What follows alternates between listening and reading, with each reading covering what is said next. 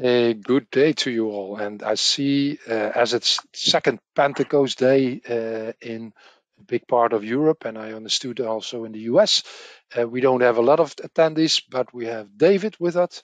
Next to, of course, me and David Singleton, we have David Grzewski, if I pronounce it right. David, welcome to our show.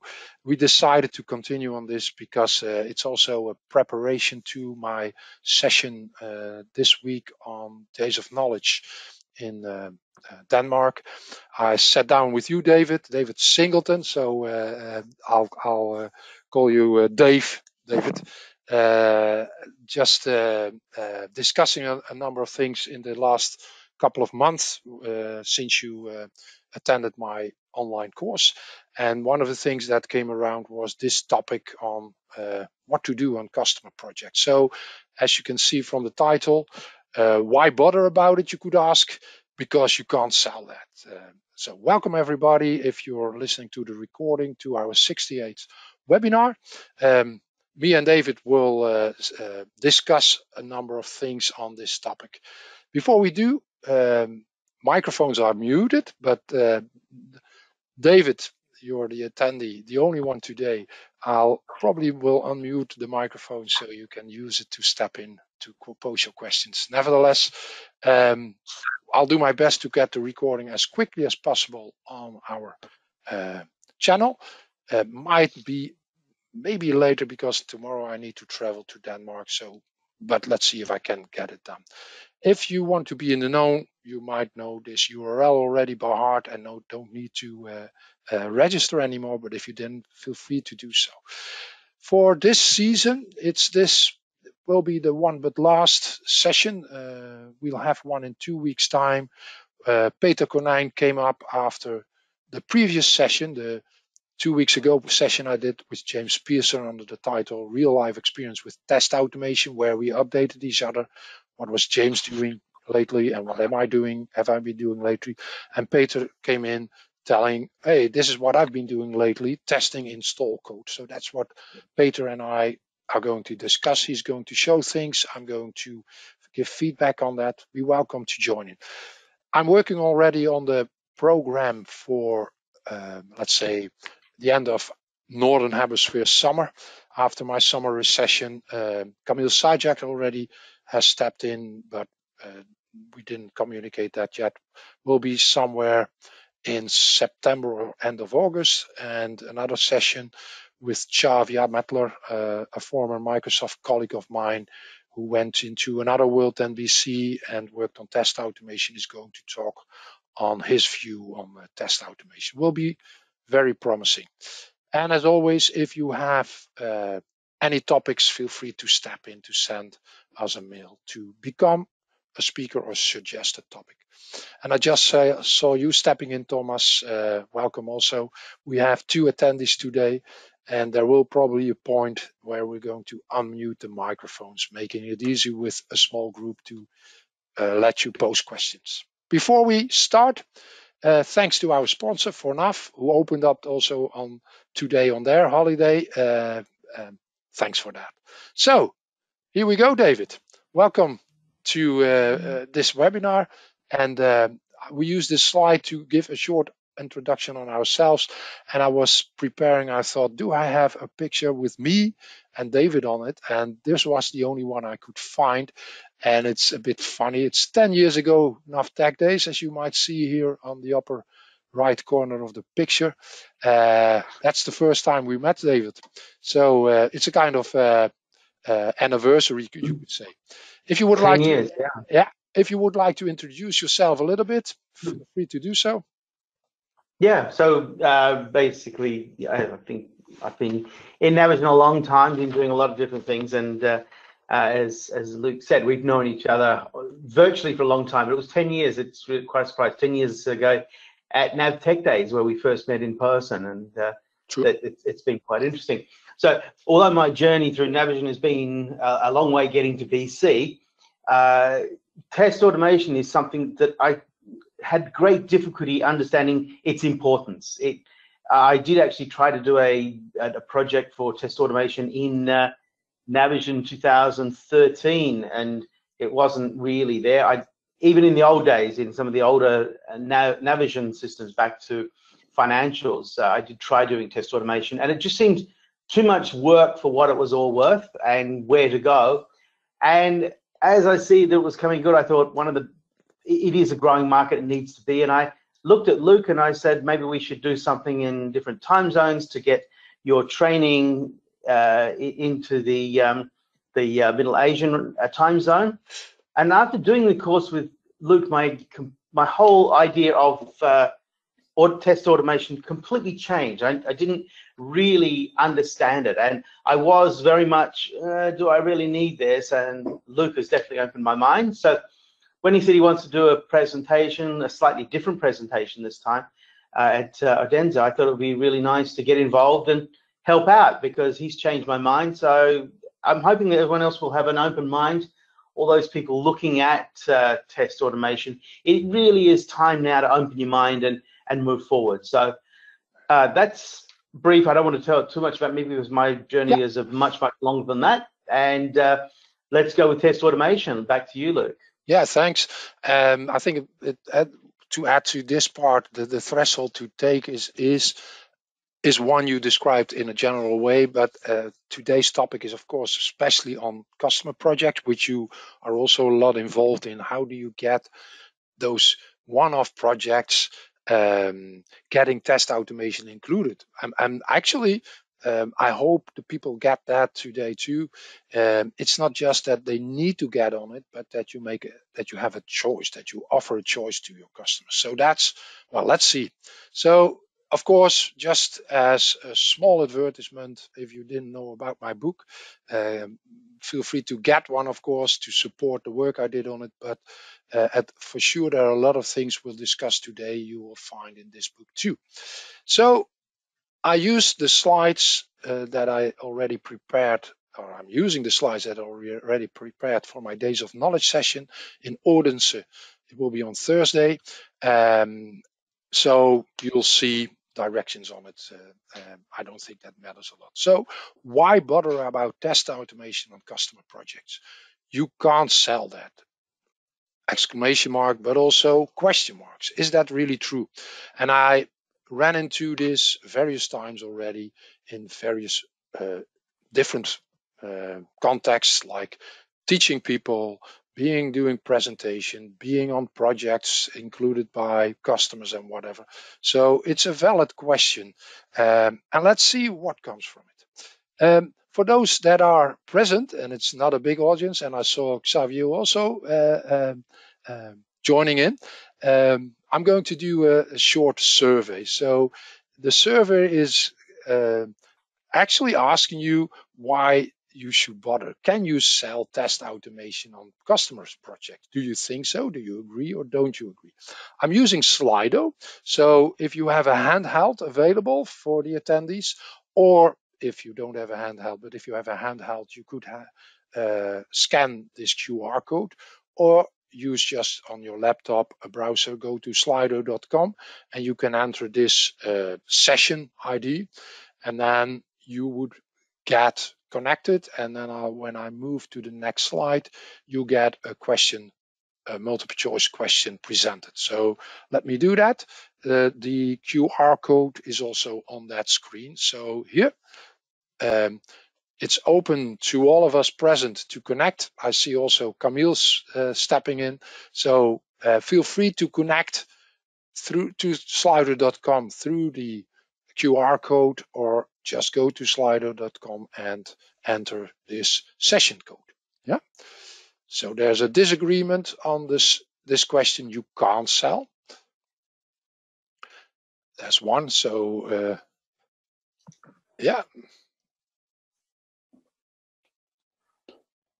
It's just a small audience, of course, so we don't have a big number out here, but that's fine. Just to see also at the end, there are 4 attendees, so there could be one more. I don't know, by the way, if David, if you did put in your opinion. Yeah, so we could have 2 more. If you guys can't get in, you can just type slido.com and use the website. It'd be great if you could actually go, just so we've got some numbers there. Yeah.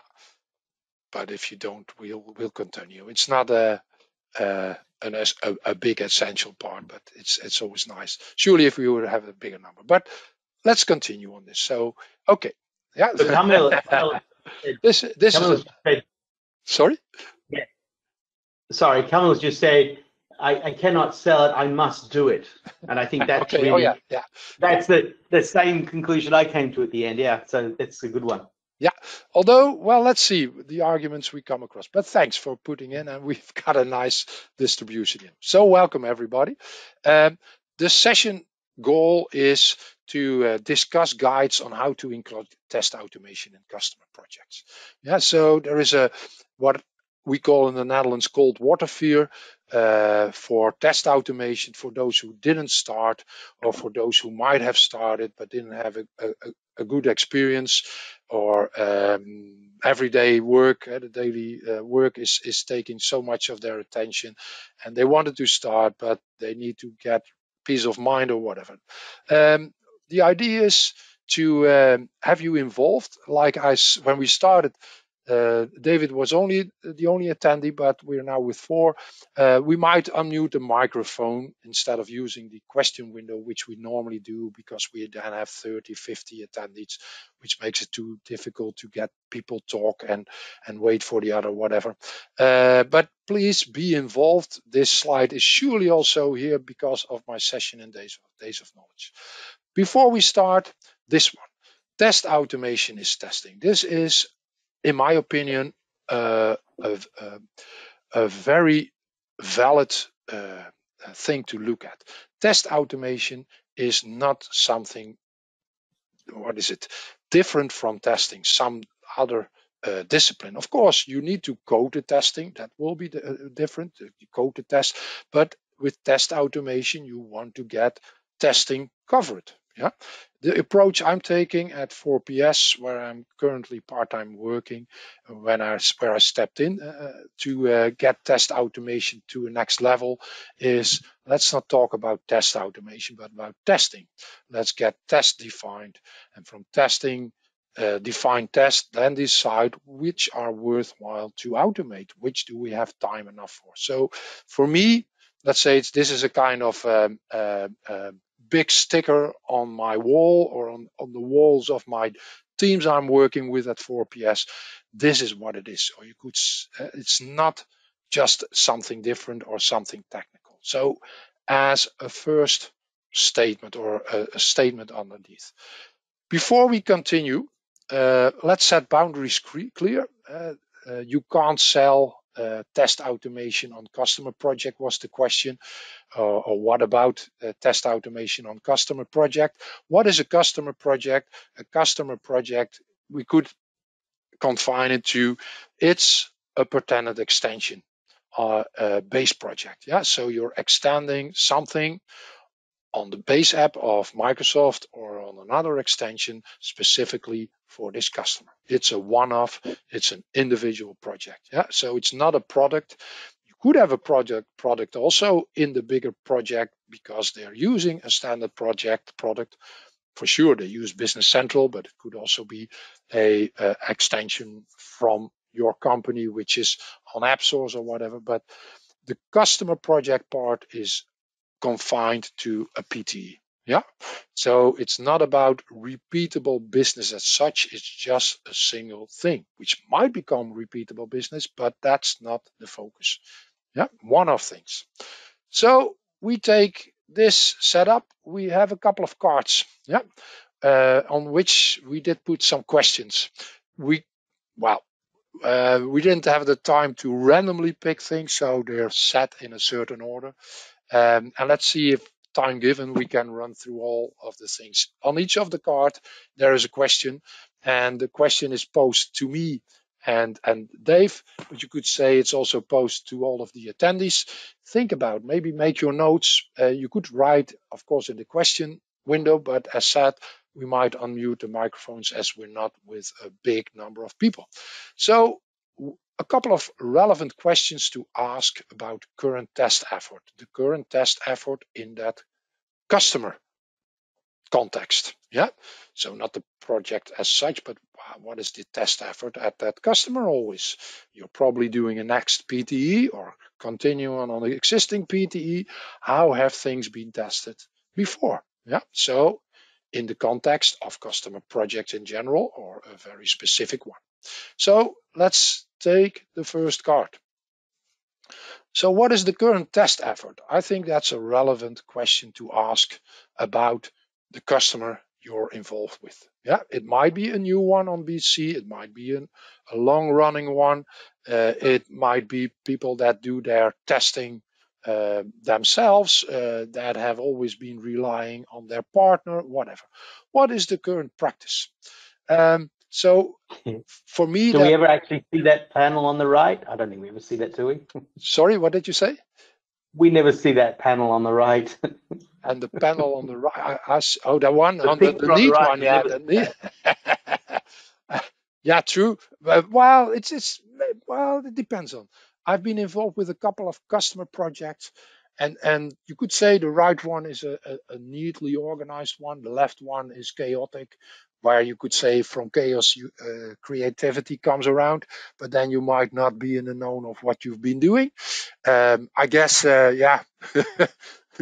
You've been on much more customer project than I have been. I've been at the far end at Microsoft, at the manufacturer side of a product, and have been moving into customers slowly also. But I've been involved with a Dutch customer, which, yes, you could say it's not fully neat, but yes, they succeeded to structure that testing in a way quite well.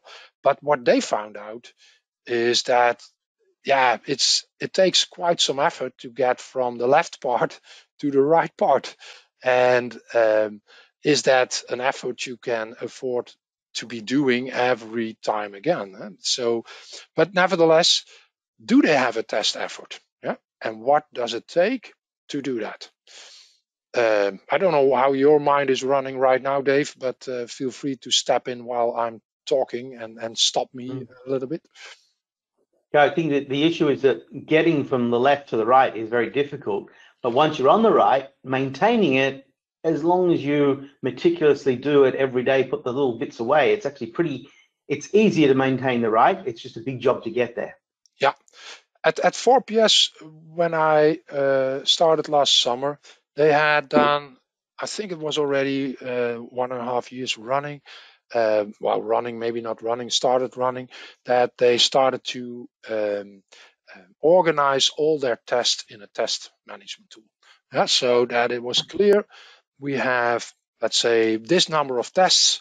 Everybody knows this is the set of tests that we use to do our regression testing. So a known set of tests to be able to reevaluate their product in this case, but it could be at a customer side, like this is what we run, those tests do we run when we need to reevaluate the health of the system.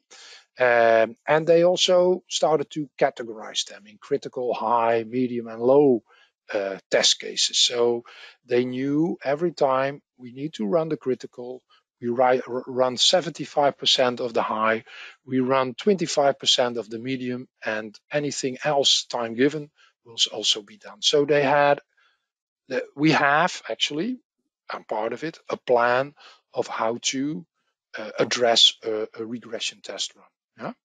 So I think you need to be in the known of your customer to see how well they do their testing already and how easily they can rerun it again, and how easily, and that's another one, you could make use of what they already registered. So that's what we're doing at 4PS. A product again, but if a customer has set up their test cases in a kind of test management tool, in a kind of book, or let's say their test run book, with anything moving into test automation being provided with their already defined test, will make that effort much easier. I think it's time. I think, Yeah, go ahead. so from that, I think one of the biggest lessons that I've gotten from you, I mean, I've got a lot of lessons. Working with test automation with you has been an eye-opener, but one of the things that really stuck in my mind is how much of a team effort it is for testing. You don't really think of it, you know, it's normally testing is in a corner and someone gets to do it, but this requires everyone to be involved, and it gives everyone an influence and an aspect of the project. It's definitely a team effort. Yeah, true. Let's continue with the next card to draw that one. And of course, there are a couple of things. I mean, this will be a rough sketch with different questions, with a couple of thoughts that we share on given the questions. But there is also some details. Meanwhile, we're also sharing. The customer you're working with, what is the current test effort load? Yeah. So how much work is it? Is it this elephant on your right side, or is it more the size of this mice on the left side? Yeah, so the next time you need to get a PTE updated or a new PTE created, what effort does it need to be run before you know that the system, the whole system of this customer is still healthy? Didn't you screw up something by introducing something new in the PTE on a standard process unintentionally? If it's intentionally, you will know, but unintentionally might be if you just focus on a small part of this PTE to test, but not the broader context. Do you know if it's healthy, if it's stable enough to be going live? Yeah. So what test effort does it need? A recurring test effort, that's what I call. What did you do last time, and what do you need to do again now to know that it's healthy? Yeah. And that is highly depending on the size of PTEs. Might be one, might be multiple. It's highly depending on the extensions underneath, of course, the base app and maybe other Microsoft extensions, but also third-party extensions. How do they work together? Yeah, the chances are there that things are quite independent, but the chance is also there it might be small, but it might be bigger than you had ever expected. And so what is the chance of making a change in a PTE to get things falling over underneath? Yeah. So you need to know what will be your test effort load any next time you do a change in that PTE. Xavier Mettler, that I already mentioned, will be doing a session in end of summer, beginning of fall, on test automation from the perspective he's working with test automation on. He calls it a gamble. I mean, if we are perfect in programming, we don't need testing, but there's always unknown imperfections, statistically 2 to 5%. So you need to know this. Want to step in, Dave, on this one? Well, I was going to say, it's not just this is the thing I really learned from you, is that this team thing is, it doesn't necessarily need to be the programmer wrote the code wrong. The specifications are always the biggest issue. It's the programmer. There's a bigger issue with a programmer following bad specification than a good specification being written wrong. Because if you write the specification right and the programmer makes a mistake, it's generally pretty easy to fix. But if the spec is written wrong and the developer writes it, the code based on that, it's a mess. Whereas if you've got an automated process for testing it, then obviously that makes a huge difference, because the testing and the spec will be different, and that it will immediately detect. It won't tell you what the fault is, but it'll tell you there's a problem, and you can start to search to fix it. True. Yeah. Thank you very much. Yeah. And that I learned from you. That was, this team effort thing. I really learned from you how important it is to not just look at dumping it all on the developers. True. Yeah, that's true. Yeah, I think it's nice that you came up with this one, which is something I often mention, that bugs in chances often more arise from bad requirements than from bad programming. And yes, as you said, it's more difficult to have a bug due to a bad requirement to fix that than to bad programming. More often, more easily. Yeah, let's draw another card. So this one here. So what's the test effort reliability? I mean, you could have a big load of tests. It's a discussion at 4PS at the moment. We're getting into a good shape at the moment, but then the discussion is, how do we know that we have a quality set of tests? Yeah, so tests with the right quality. I mean, you could have hundreds, thousands of tests created that are of no meaning, yeah, that are even maybe uh, um, decoys. Yeah, they're distracting you from. They say they are successful, and they are, but they don't tell a lot about the health of your solution. And code coverage in this case, coverage is more wider than code coverage, but code coverage as a technical tool, an instrument to check how much of your code has been covered, is a kind of indicator. But I mean, if you have a low coverage and you have a huge amount of tests, then probably and huge compared to maybe the size of your solution, that might be an indication that, okay, you have a lot of tests, but they don't cover a lot of your code. So probably then we didn't do a good quality check on the tests we created, on the tests collection. Yeah. So you need to know whether the test effort the customer has been doing, and you've been involved maybe already with it, if it's a reliable one. Yeah. If they say, and that's just a rough indicator, if they say we always have been testing, we find little or no after go live bugs, and we do find quite some things every time we do our test up effort before we go live. That is a rough indicator on the quality. It's not a guarantee that the quality is great, but if they do a lot of testing and they find a lot of bugs in go live, after go live, then probably either the coverage is very low, too low, the quality might be okay, but if the coverage is to be measured and seen, okay, this is not too bad, 50, 60%, 40% even maybe, but then it might be that, yeah, you don't have a right quality, whatever. But you need to know, can we trust on it? To add from a product development level or perspective at 4PS, we currently have a set of tests for our regression tests. We do go live. We do set the product out to our customers, and we do get bugs like we all do, not only at 4PS, everywhere.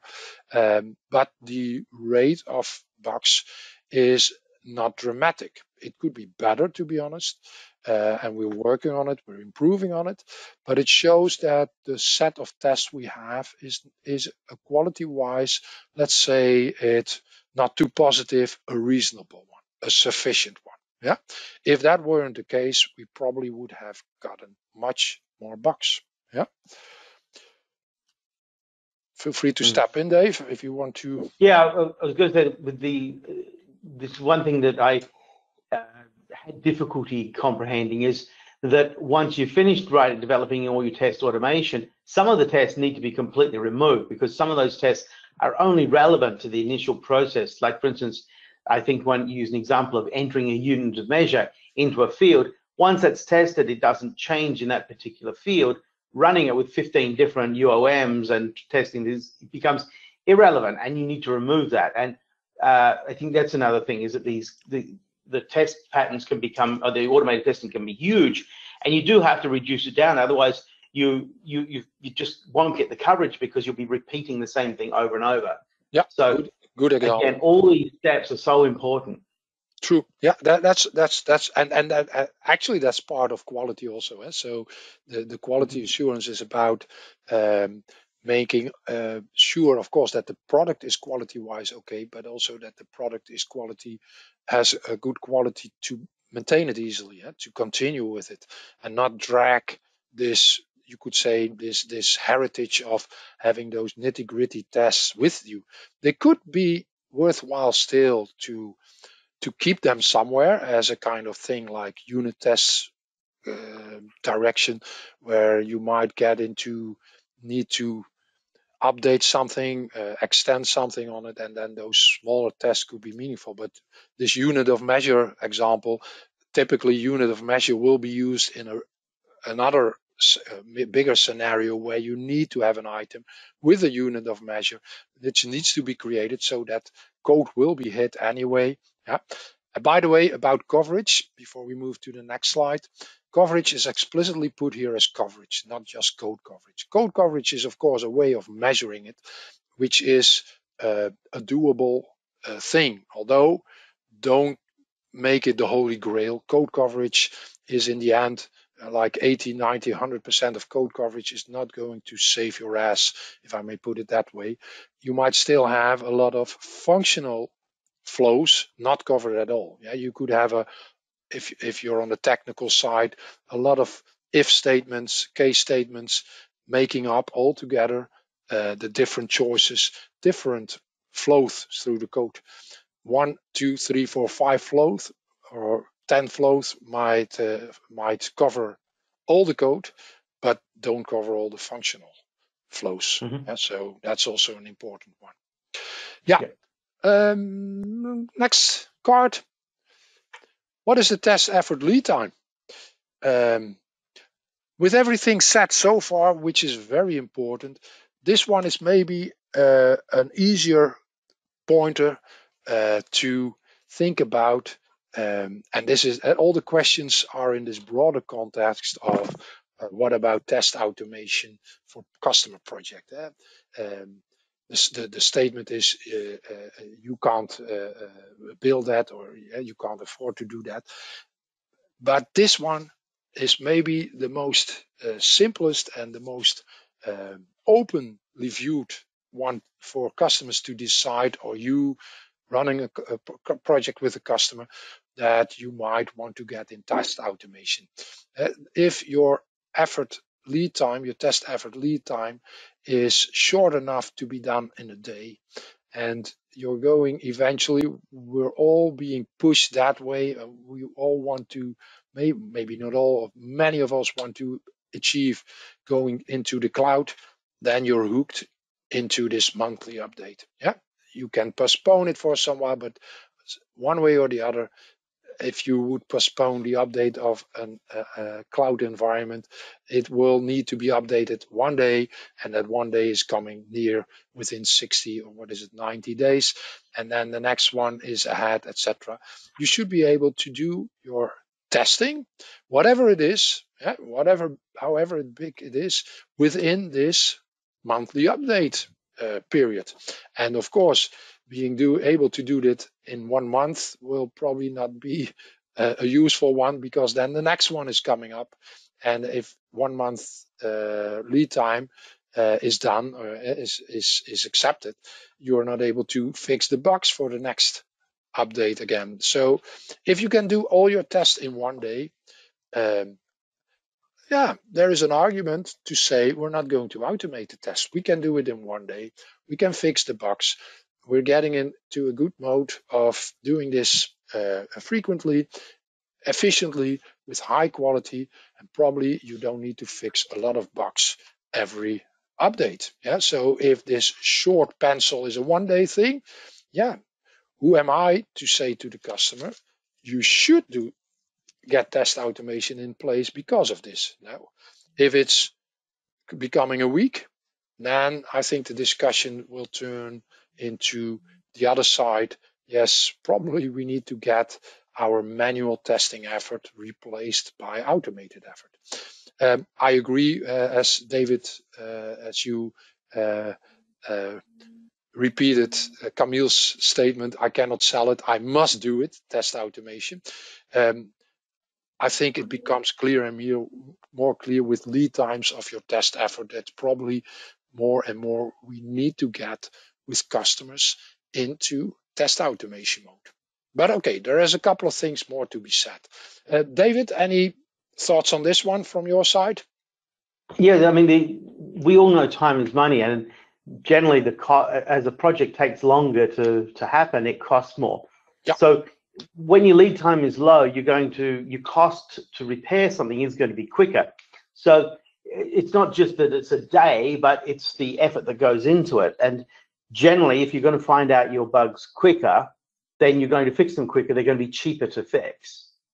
Yeah, that's fully true. Yeah, I was just focusing on the lead time, but you're fully right. The short lead time is a part of that. Yeah, of course, and there is a cost aspect if you decide we need to go and code those tests. There is a cost aspect on that one. I mean, it will take quite an effort to get that in place. I mean, of course, that's a relative way of saying quite an effort, but it will be costly to get that in place. But running this test, and that's what you're pointing at, every month again, it's going to be a very costly one, taking resources to spend a day, a couple of days, a week, or maybe even longer on this testing. And then it's not easy, repeatable, because next time you need to get the same resources, those people doing it again. Yeah, fully agree. And are those people available? And that's the next one. Yeah, that's one of the things on one of the next slides also. Yeah. Another question, and probably this is the centerpiece to this all. What are the risks of not doing a full regression test run? Yeah. So if you have a product which is perfect, let's say you don't need to take the gamble in the sense because you know it's perfect. Yeah? You don't need to, you know it's perfect. You know you don't need to test it because it's already perfect. Right, great. So there's no gamble of putting that out, deploy that PTE to that customer. It's a known fact, it will work. But of course, that's not how life is. For various aspects, you could say, unfortunately, but that's what it is. It's statistically 2 to 5% chance with any code change, we introduce a new bug. Yeah, that's a statistical fact of life. Better, more experienced developers will probably be in the realm of 2%, lesser experienced developers, or maybe also well experienced developers, but on a very badly defined project, also get to the 5% or even higher. But it's all about risk management. Also on products, but surely on customer projects, it's all about risk management. And if we confine to testing and getting things tested and think about considering test automation, it's about the risk. What is the risk of finding regression? Yeah, so we've updated, and it's not only we, Microsoft has updated something underneath in the monthly update. What is the risk of getting to bump into a bug because of that one? And if the risk might be just the risk of bumping into it, but then part of the risk is also, it might be not that a big chance to bump into a bug, but if we bump into the bug, what is the risk? What is at stake of a company being blocked to do their operation, to be operational that day, or maybe even for a number of days? So this is on the right side, high risk. You see the money on the scale. It's in the end also with what you just mentioned, Dave, on the test effort lead time. It's also about money. It's all about money, you could say. So, are we able to assess the risk? Yeah. Do we know the risk is low? Yes. Okay, then let's take the gamble and get it live. And yes, if things are, if shit hits the fan, and we thought the risks were low, but shit hits the fan, are we then able to mitigate that, to be able to have that? Do we have resources available to do that? Do we have enough time for those resources available? Yeah, is it if it would block the operation, what are the costs at stake? I mean, if you, one of my customers has a big end user company which is a chain of supermarkets. If something goes wrong in the logistics and they are not able to get their trucks out to supply those supermarkets, that's a high financial risk. That's about thousands, hundreds of thousands dollars a day. So might you spend this up ahead to actually lower the risk on that one? So at 4PS also with the product, where we still have a too lower coverage of automated tests and in general of tests, but we have a fair enough coverage, but it's not something which we say we are in the full known of what the health is. It's also risk management there. So what areas are we at stake? Is our product at stake? So let's focus on that one to get a better test coverage. And first of all, test coverage, just testing, and then get a better automated test coverage. I think this is pivotal to the whole thing. Yeah, I think one factor that that comes into this is that with the high risk, if something in a low risk environment, it means that you can have a production line, you can have 30 developers, and you can assign one of them a job to do this. But in the high risk things, for instance, the retail type of the scenarios, you as a company, you need a person that not only is a developer that can understand the business need, you're going to need a very high-end person to solve these high-risk issues, because you know what it was like when there was, with us, we are all those people that would get out there and fix the job. But as we go forward, are we going to have that many, although there'll be more and more high-end people, there's been far more customers. And are you going to have not only the resource, but the specifically required resource available at 8 o'clock on Monday morning to get out there and fix that problem before all the customers come in? So it's not just having the resource available, having enough capacity, having all the things, it's having the right resource, which I think is also a much higher risk when you are not doing, when you're finding out too late that there was a problem. Yeah, true. Yeah, fully true. So the different cards with the different questions show also all different kind of aspects of getting your customer into the cloud, onto this monthly update rhythm, where we don't control the code that's updated fully. It's just a part, the PTE that we created or that we are working on, the PTE that has been updated. Now it's this underneath layer of the base app that Microsoft updates, fixing bugs, of course, and that's fine and it's great that they do so. But even they might have fixed a bug which apparently seems to fix a generic issue, but our code was maybe relying on the unfixed code, whatever. Mm-hmm. So there is more complexity to it, and I hope the different cards and the thoughts we're sharing with you show you there's much more in play than just saying, hey, we don't know how to do this. Oh, hey, yeah, we haven't had big issues for 10 years. But yes, like you're saying, David, we always had high-end skilled people available abundantly at any time of the day. Yeah? So fully true. Next one, and that will be the final card, and this relates a bit to what you just said. Can the team or the teams involved bear the risk? So are they available? Do they have knowledge? Are they high-end skilled people? Do you continue to be able to provide to your customer that level of quality implementations, of quality support response?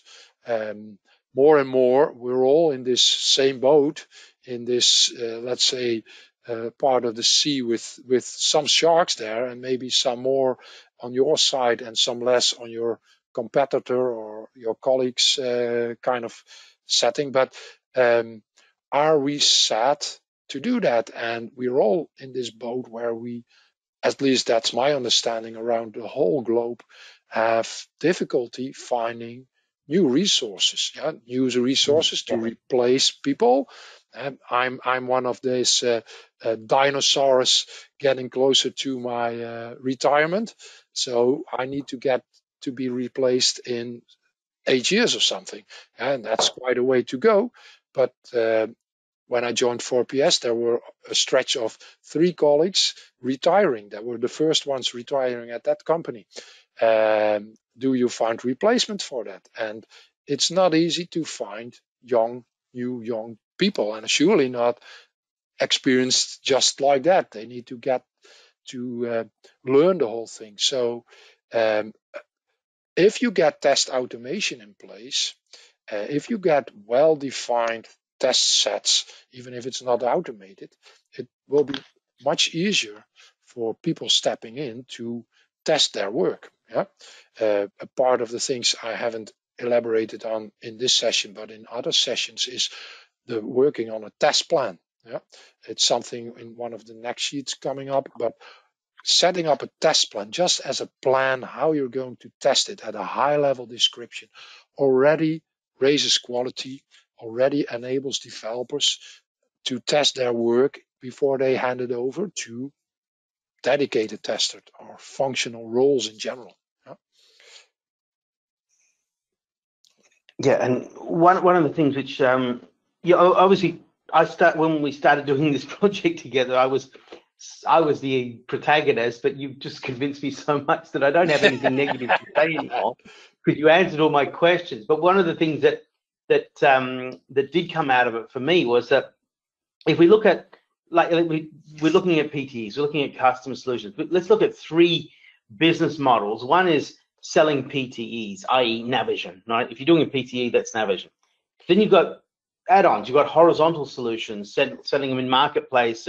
They're an extension that you sell for $5 a month per user. And then you've got verticals where you're selling a massive vertical solution.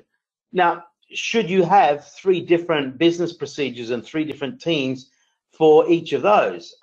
If you want to do that, if you're going to have manual testing for PTEs and you're going to have your verticals and your add-ons being tested differently, you've got to have 3 different processes. So another thing to think of in terms of PTEs and customer solutions and selling the idea of automated testing for a customer solution that maybe you don't think it needs it or not, is if you have one team and the whole job is testing, and it doesn't matter if it's a PTE or if it's an add-on or if it's a vertical, it's done the same way. It's going to be much easier to get the staff. It's going to be much easier to train them, support them, because they only have one job to do. It's just testing. There's only one way of doing testing. We write automated testers. That's the only way we do it. So that's another sort of like a side direction that we're going to head. Companies transitioning from Navision to BC, maybe having just one system to support of automated testing is going to make your life a lot easier. And maybe that helps to sell it, because you reduce the cost by not having the management overhead and the staffing overhead of having different people required. Yeah, of different processes, way of working. By the way, looking at time, I'm jumping into this part.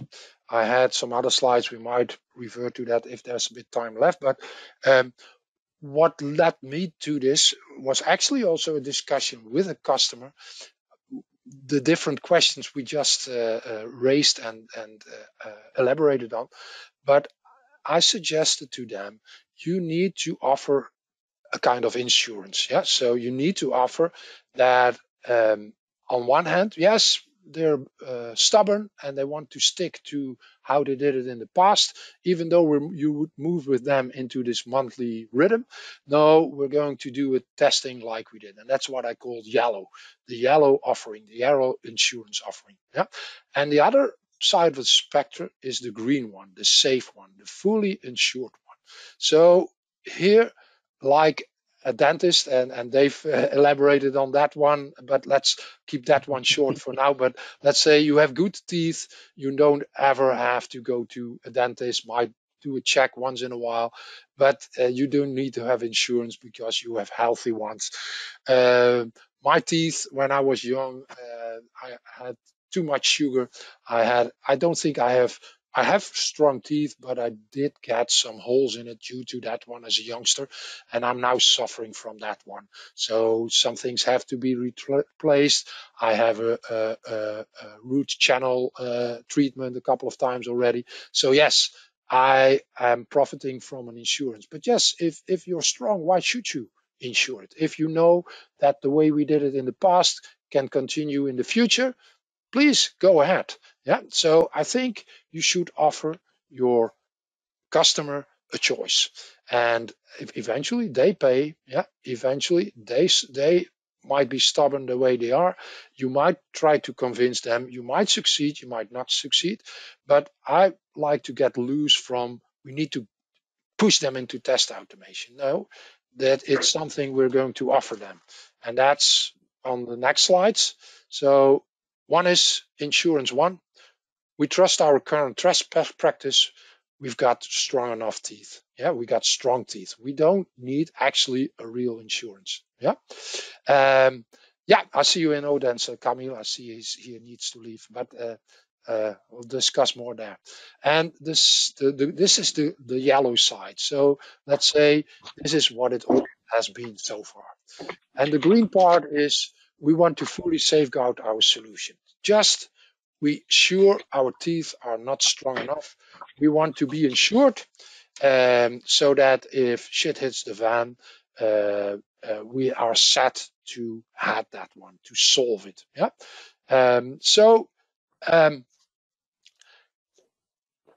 Two sides. One side, we trust it and we fully accept the risk that is maybe there. Yeah, we accept the fact that we are going to fix things after go live, and that's one thing which might not be in your contract with your customer, but that's something I should as quickly as possible change. That after go live fixing is based on hourly invoicing. So you're writing your hours and that's invoiced, or you give them a kind of what would it be, ticket kind of thing, like they pay for so many hours ahead, which with some discount, and they can use it in the coming year or whatever. Yeah, whatever you do, but not an open thing, like not well defined who's paying for those hours, which is too often the case, has been in the past in a lot of projects that I was either involved or sidewise involved. This open end where you get a discussion on who's to pay for it, who did the bad specification on the requirement. Oh, you did. Oh, no, you did. Oh, whatever. Yeah, you promised to test customer, but you didn't, and now we're live and we're in this shit. No, clear. We're all involved accept the risk. We all accept the fact that we will do after go live fixing, but then it's paid for on the hour. 40 hours spent on it. And then, of course, shit might still hit the fan because it's so badly assessed that the risk was so much bigger. And after go live, you find yourself running around to get things done before the next update, or to get this customer in operation again.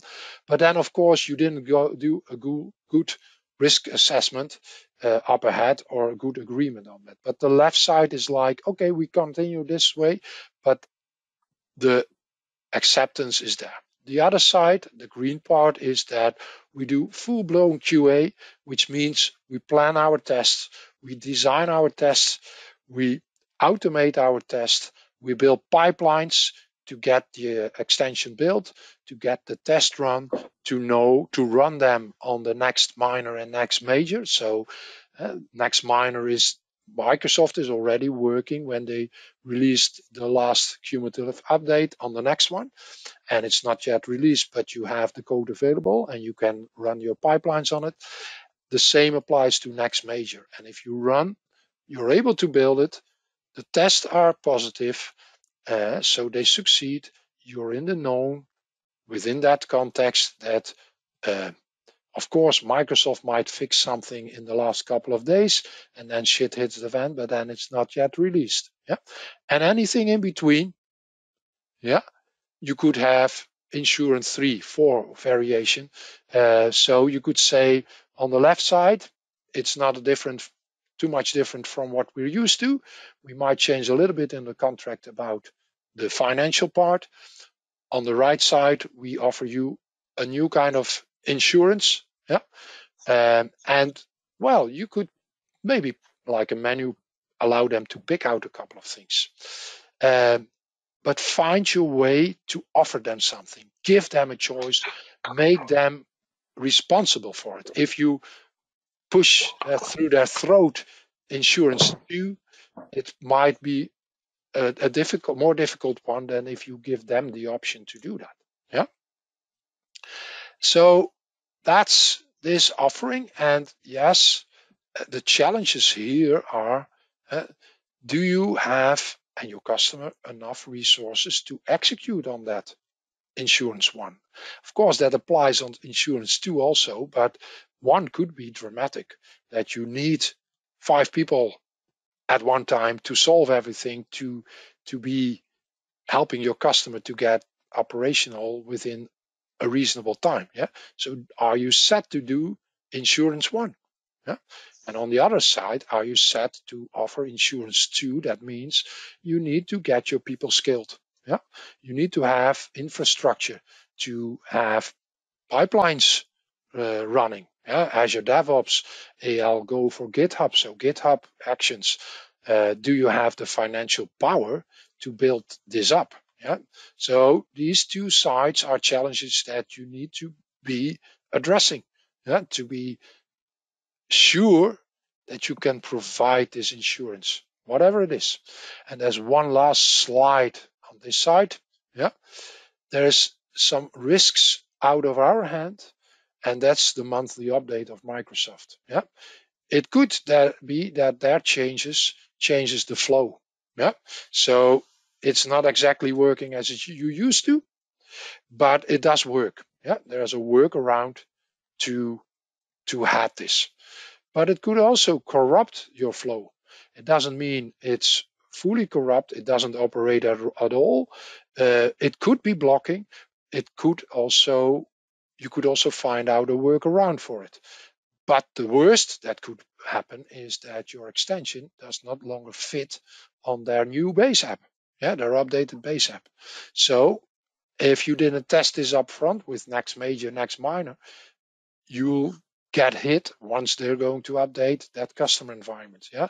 So these are risks out of our control that we need to have with insurance 1 or insurance 2.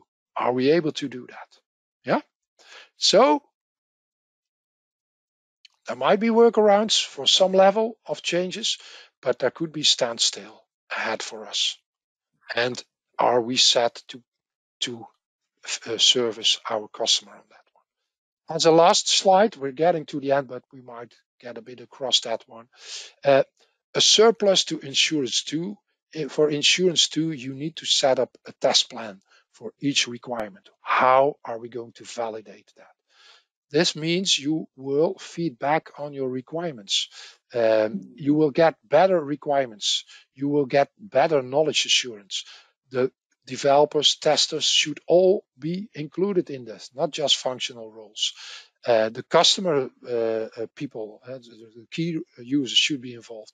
This way of reviewing it, you get a better knowledge sharing. Yeah, people are better in the know. You might have better time or usage, time sharing.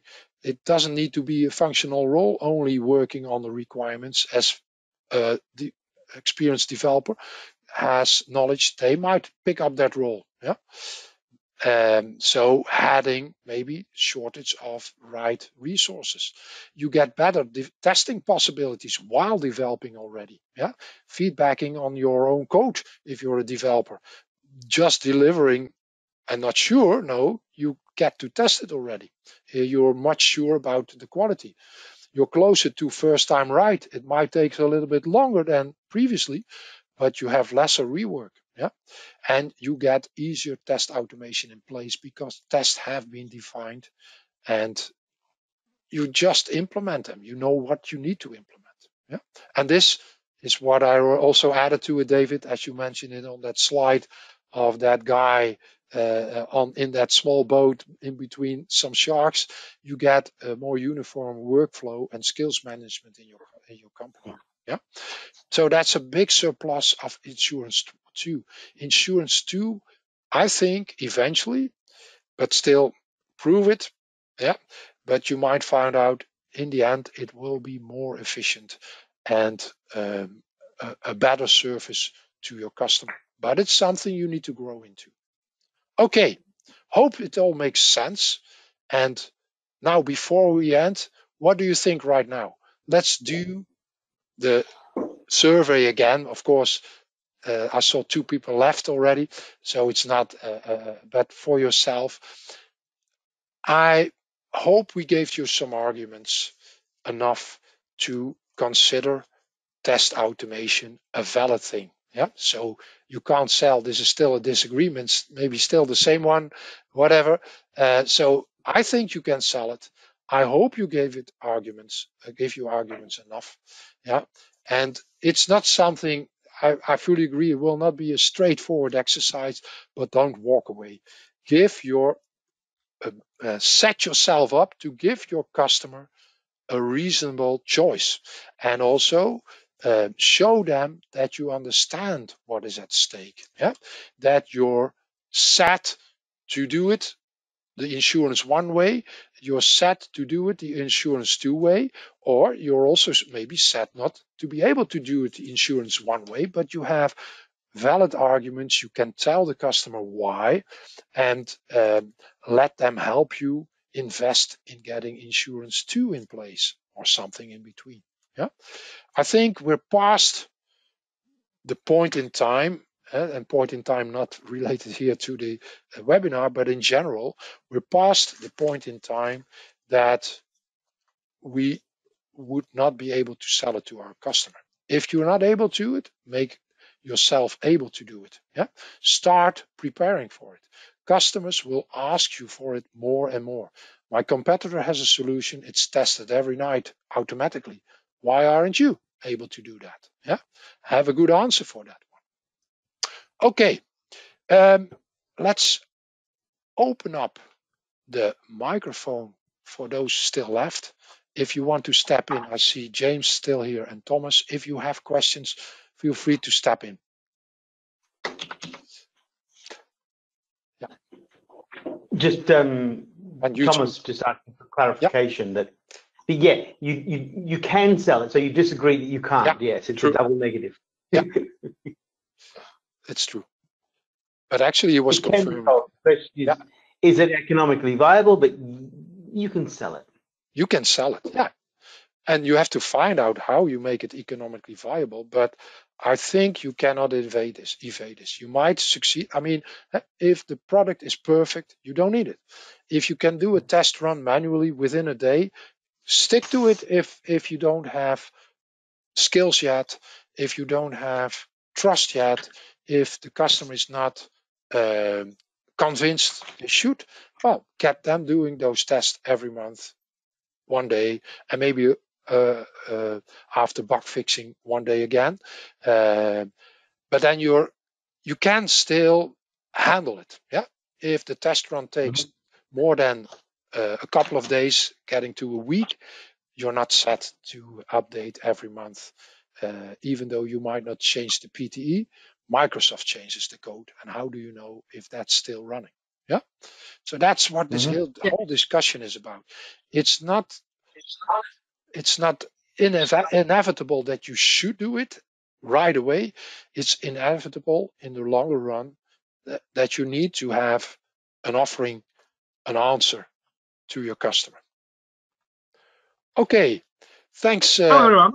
Okay. Yeah, sorry, Luc. Yeah, feel free. Step in. Yeah, thank you.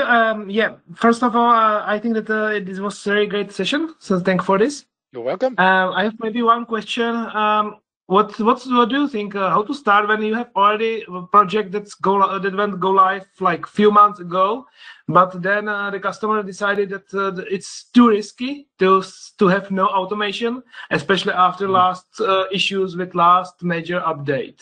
Yeah. So what do you think? How to start with automation for projects that are already live? Yeah. So it's a really good question. Really good question. It's a very relevant, and actually, it's. I mean, it's part of the whole story. The perspective I was telling. We were having the questions here, addressing the questions. Once things are live, you will get into a next project. You need to fix some bugs. You need to extend some feature in your PTE. You need to add some new feature, and you want to still be able to validate that everything is working right. So yes, whether you start with a new product or it's already live, the context is not much different for me. Yeah. So for me, the way I'm handling those things, and at the moment mainly working on a product, you need to get test defined. Yeah. So what are the tests that have been done when you went live, before you went live? Yeah. Those tests need to be defined in the sense you need to detail them. And I've talked in different sessions about test plans. That's not the focus here. I will be talking about test plan at the Days of Knowledge also. I have 2 sessions there.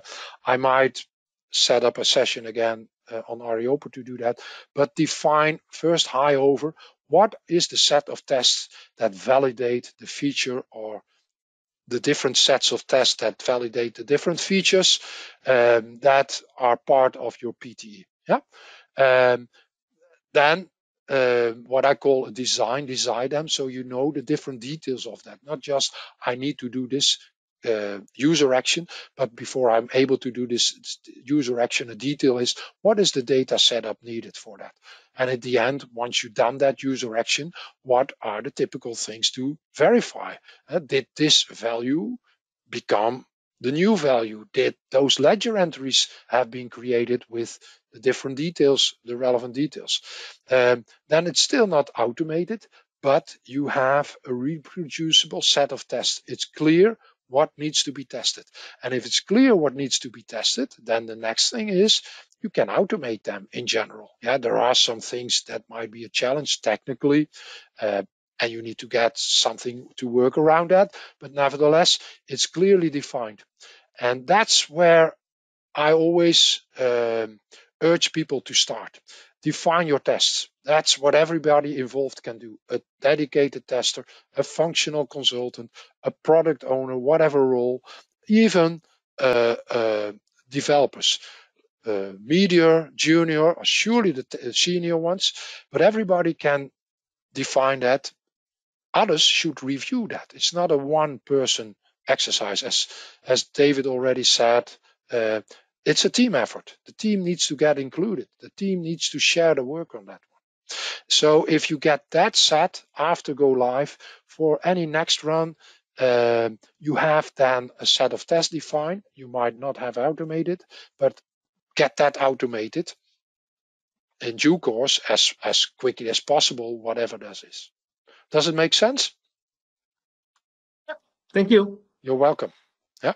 And Thomas, feel free, of course, like we had some contact on Twitter, whatever, to come up with your questions anyway. James also, by the way. Yeah, thank you. Yeah. Any other questions?